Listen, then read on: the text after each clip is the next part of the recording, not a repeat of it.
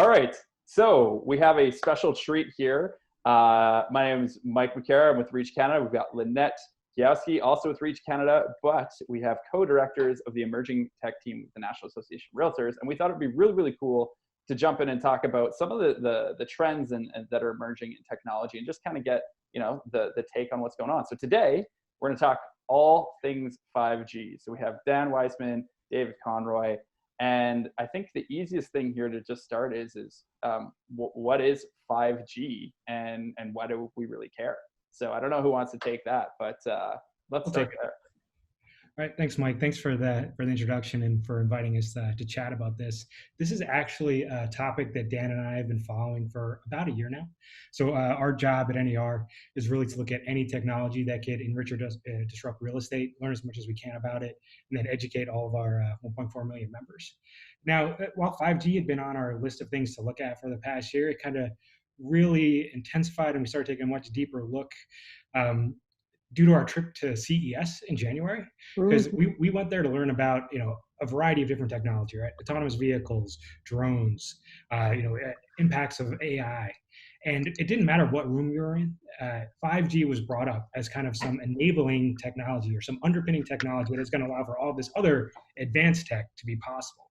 So while at the time we weren't really making direct connections to real estate, we knew that like 5G was going to be something that we needed to look at. So to answer your question, 5G, what it is really is just the next generation of wireless technology, right? All of our iPhones and Androids right now are running off 4G or 4G LTE. 5G is just the next iteration of that. What makes it different, a few different things, right? You can get incredibly fast download speeds. It promises ultra low latency. Latency is just another word for delay. Thanks for clarifying that. I realized I presented on 5G last week, and I got like 3 or 4 slides in before I explained some of these terms. Like, what does latency mean to people were glazing over? So I thank you. Correct me if I use any more jargon that just doesn't make sense. But there's a lot of confusion around 5G. So I think it's important to kind of just talk about what it could promise, right? So ultra fast speeds, quick turnaround times. Also, depending on which part of the 5G band that you're using, and this could have an impact in real estate, is that it could allow for better coverage. So say you're a practitioner in a rural area, and the ability to get high-speed internet actually can affect the price of homes in some area, right? Especially now with people going remote. So it's possible that 5G, depending on which band or which part of the spectrum you're looking at, so spectrum, I probably shouldn't be saying that either, depending on which part of the 5G specification that you're looking at, it could offer better coverage in rural areas. And one thing, just to add, sorry, what I think is really interesting is that, so we've created relationships with kind of the 3 big players, the T-Mobile, Sprint, which are now merged or in the process of, then we have AT&T, and then we have Verizon. And so all of them have some sort of 5G lab, although they call it different things.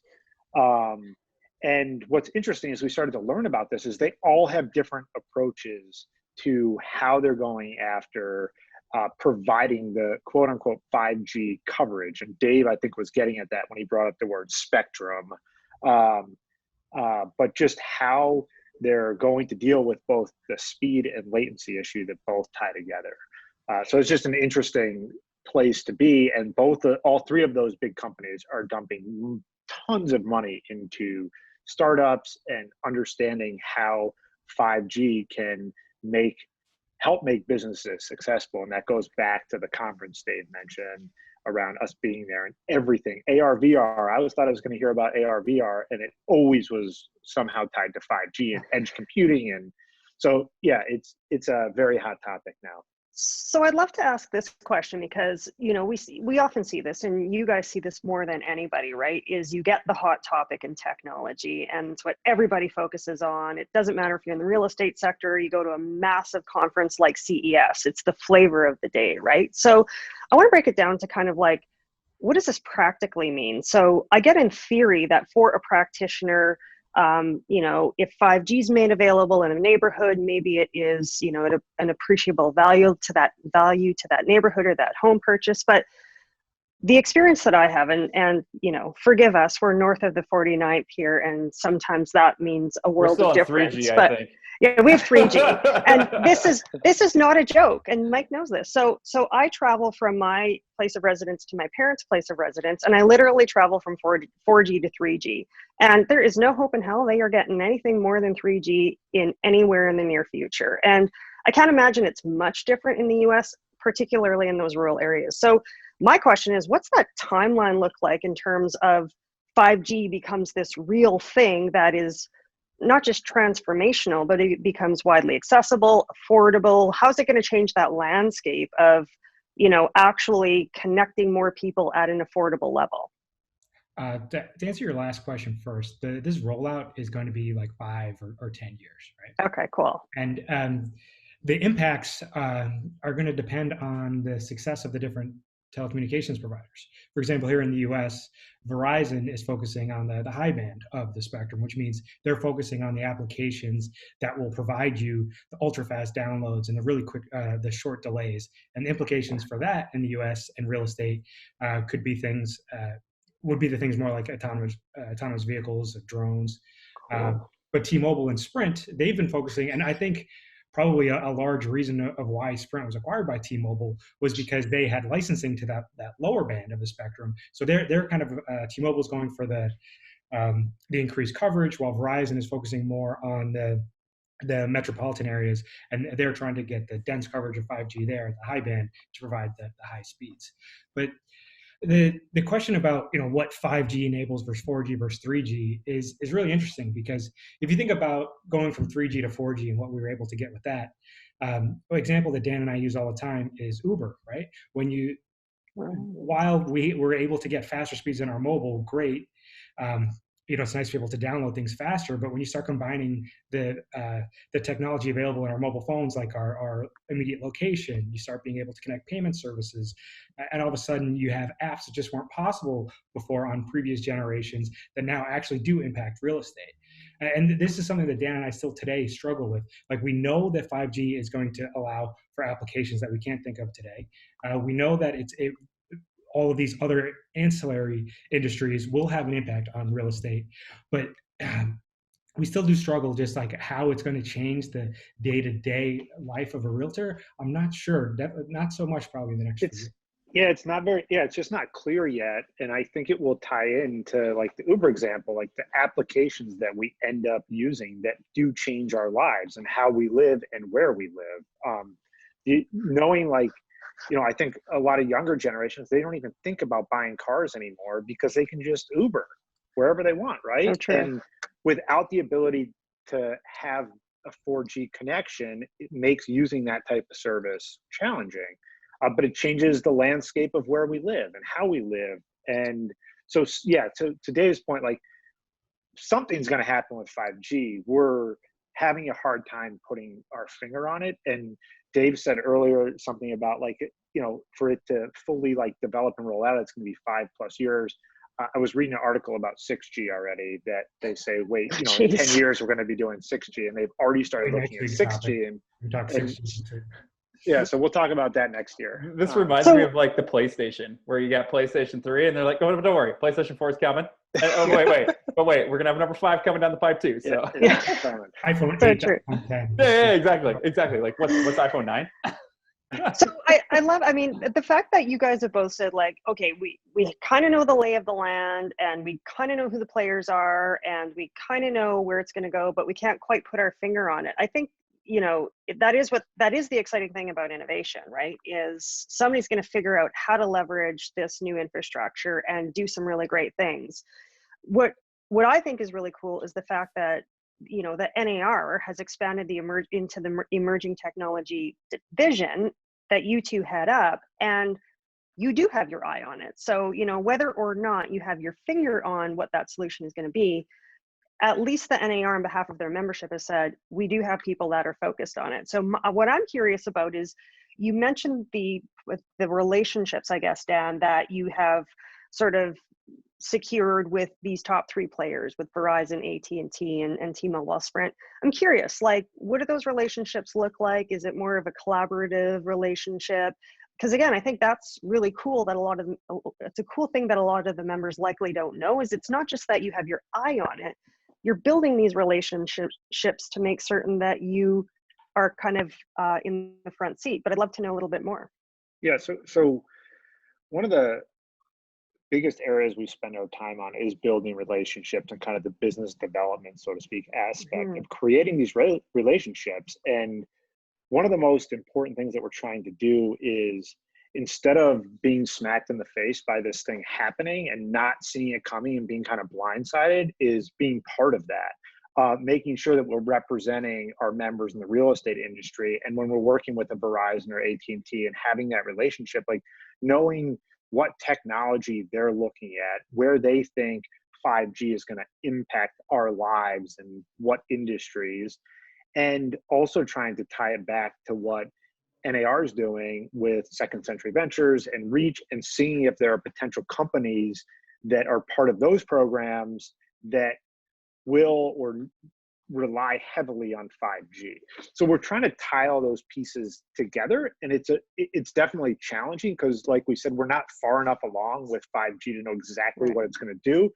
But I think the most important thing is, like, we want to, and we're doing our best to have a seat at the table and be part of these discussions, so that when that thing happens, we're there and we can make sure that, again, our members and the industry as a whole is represented and part of whatever that change may be.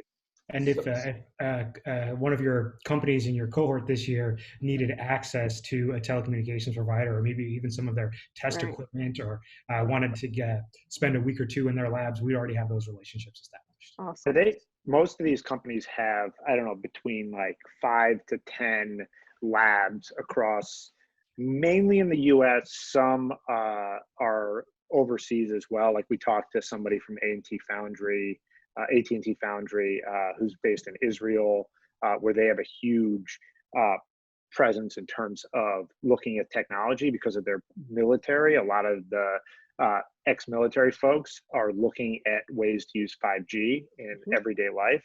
So yeah, so I mean, trying to connect those dots and being able to have kind of some access to be part of these 5G labs, they're always open to it. And it's kind of, it's neat to try to get those startups to be part of it. So if I'm a realtor and I want to keep my finger on the pulse, obviously, you know, the NAR is doing a great job with you gentlemen keeping your finger on that pulse. But if I want to sort of inform myself more and make sure that I'm sort of keeping apprised of this, what's the best way for me to follow this story? Sure. Well, first off, if you'd like to connect with Dan and I, we're both very active on social media, specifically LinkedIn. Feel free to add us there. We also have a tech resource page at nar.realtor/technology. And I know we haven't really made any bold predictions on this webinar yet. So to satisfy those people looking for those, if I was going to make a bet on where 5G is going to impact real estate the most, I'd say keep an eye on the ARVR space. I think that actually might be a topic of one of our upcoming talks, because if